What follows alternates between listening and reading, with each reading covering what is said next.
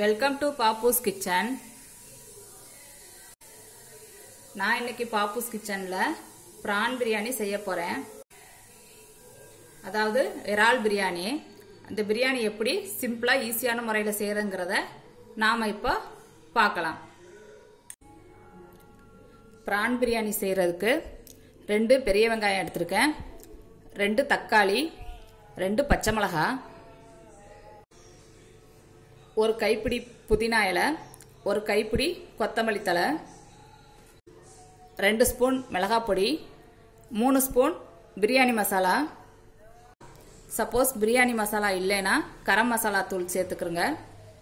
1 spoon இஞ்சி பூண்டு paste, அது கூட 1/4 ஸ்பூன் மஞ்சள் தூள். தாளிக்க 2 பட்டை, 1 பே லீஃப், 1 நட்சத்திர சோம்பு, 5 கிராம்பு, 4 ஏலக்காய். பிரியாணி செய்கிறதுக்கு நான் 600 கிராம் சீரக சம்பா ரைஸ் எடுத்திருக்கேன், அதாவது 3 கப்பு. அதே மாதிரி 600 கிராம் இறால் எடுத்திருக்கேன். ரெண்டுமே ஈக்குவலாக இருந்தால் தான் பிரியாணி நல்லா டேஸ்ட்டாக இருக்கும். இது எல்லா பிரியாணிக்குமே இது பொருந்தும். சீரக சம்பா அரிசியை 1/2 மணி நேரம் தண்ணி ஊற்றி ஊற வச்சு எடுத்து வச்சுருக்கேன். 2 ஸ்பூன் அளவு எண்ணெயும் 2 ஸ்பூன் நெய்யும் சேர்த்துக்கிறேன். ரெண்டுமே ஒன்றா கலந்து சேர்ந்துருக்கேன். எண்ணெய் காஞ்சிருச்சு. இது கூட பே லீஃப், பட்டை, கிராம்பு, ஏலக்காய், ஸ்டார் சோம்பு எல்லாம் சேர்த்துக்கிறேன்.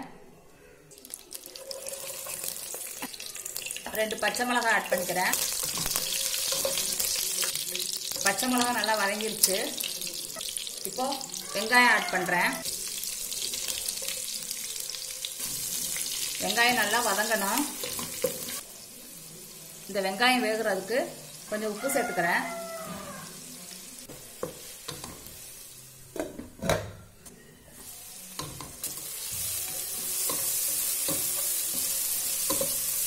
வெங்காயம் நல்லா கோல்டன் ப்ரௌன் கலர்ல நல்லா வதங்கணும். வெங்காயம் நல்லா வதங்கிருச்சு. இப்போ இஞ்சி பூண்டு பேஸ்ட் சேர்த்துக்கிறேன்.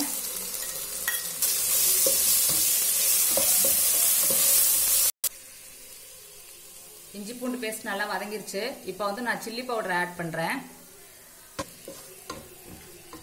மிளகாய் பொடியை நல்லா எண்ணெயிலே வதக்கிடுங்க.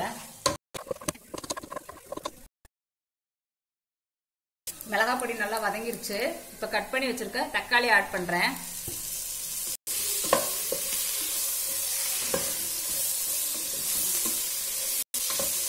தக்காளி நல்லா வேகணும். தக்காளி நல்லா வதங்கிருச்சு.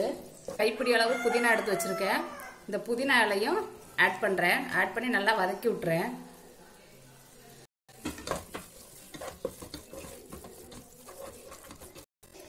புதினா நல்லா எண்ணெயில வதங்கிருச்சு. 1/4 ஸ்பூன் மஞ்சள் தூள் சேர்த்துக்கிறேன். அப்புறம் பிரியாணி மசாலா தூள் சேர்த்துக்கிறேன் 3 ஸ்பூன்.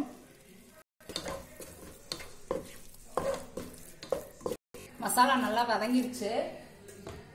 இப்போ 3 ஸ்பூன் தயிர் சேர்த்துக்கிறேன்.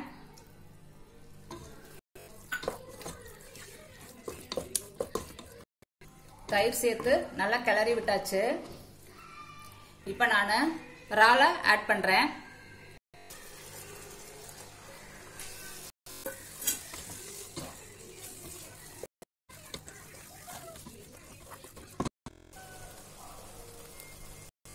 இறால் எல்லாம் சுருங்கி நல்லா வேக ஆரம்பிச்சிருச்சு.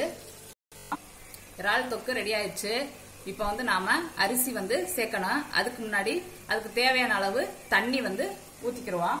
3 கப் அரிசிக்கு 4.5 கப் தண்ணி சேர்த்துக்கிறேன். சீரக சம்பா அரிசிக்கு தண்ணி நல்லா கொதிக்க விட்டுட்டு தான் நம்ம அரிசியை சேர்க்கணும். அப்பதான் அது நல்லா குக் ஆகும், இல்லைன்னா குழஞ்ச மாதிரி இருக்கும். தண்ணி கொதிக்கட்டும். தண்ணி நல்லா கொதிக்க ஆரம்பிச்சிருச்சு. இப்போ நான் அரிசியை ஆட் பண்ணிக்கிறேன்.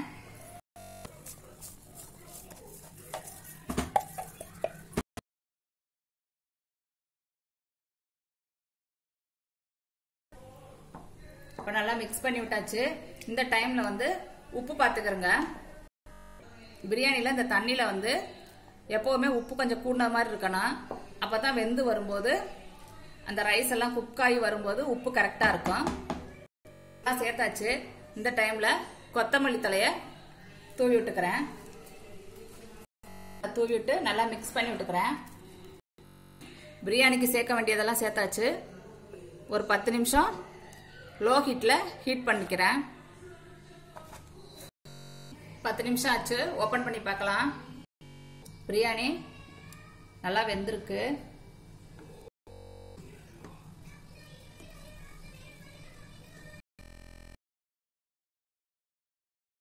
சூப்பரான பிரான் பிரியாணி ரெடி.